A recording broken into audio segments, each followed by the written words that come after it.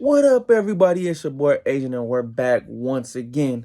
Now, last night I'm watching the Clippers and Suns game 2, and news comes down. Finally, it breaks. Early in the day, they said it wasn't gonna happen. It was highly unlikely, but the NBA decides to suspend Draymond Green for stomping on the chest of Domantas Sabonis in game 2 against the Sacramento Kings.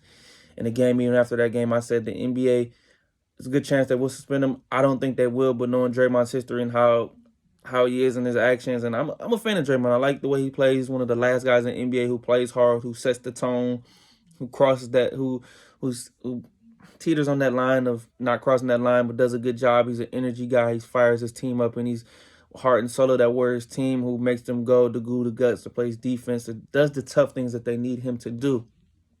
But with that being said, Joe Dumars, NBA executive vice president, dropped a statement earlier this morning where Woj tweeted out and said, "Here's what it came down to: excessive and over-the-top actions, conduct detrimental, and a repeat offender. This what separates this, where you end up with a suspension." So he decides to suspend him, and those were his comments.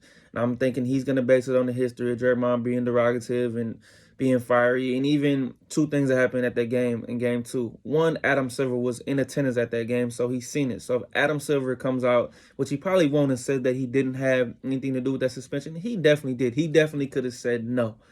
And the other fact is, even after Draymond was ejected, which I think we all agree that Draymond should not have been ejected, was the fact that Draymond was going at it with the fans, doing this, hyping them up, getting them ready to go. And I think he was just trying to set the tone and get his team fired up.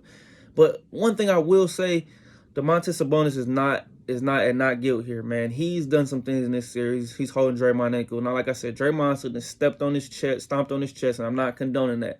But holding his ankle, pushing guys, even plays before, grabbing Clay's jersey, pulling them down. Even a play where he's trying to hold Draymond up from being able to take off. The refs are not acknowledging that.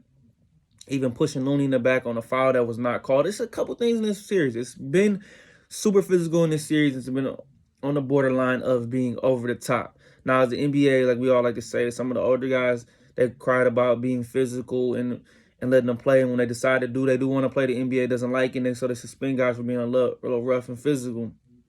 So if you're going to suspend Draymond, you need to do the same thing for Sabonis. And they tried to make it seem Sabonis has it contused, and even Draymond was petty and wanted an X-ray on his ankle. But I just think you don't suspend the guys here. Kick him out the game. Find them, do whatever you got to do, and let it go. But this is huge on this series. As we all know, the Warriors are down 2-0 heading back to the Bay.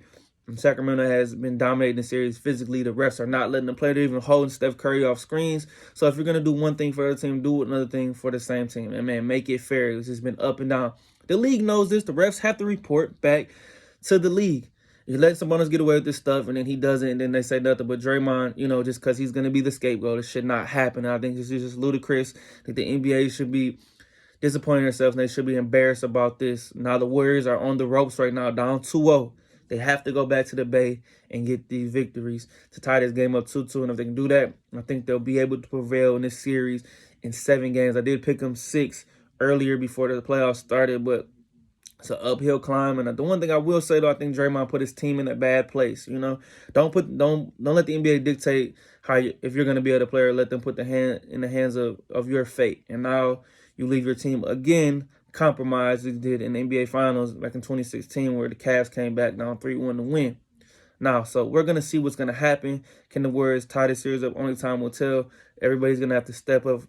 Clay's going to have to shoot the ball better. Steph, Gary Payton, Jordan Poole especially needs to play better. Looney's doing his thing, but he needs to play better. Every guy's going to have to elevate his game, from Moses Moody to Kuminga.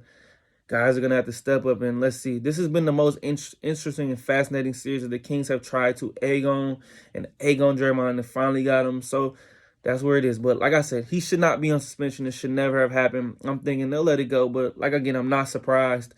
So it hurts the Warriors. Definitely doesn't help them. So we'll see what happens. We'll see tomorrow in the Bay what's going to happen. But I just wanted to report that, guys, and let me know what you guys think about that suspension. Yes, no. Let me know in the comments. It's your boy Adrian, and I'm out.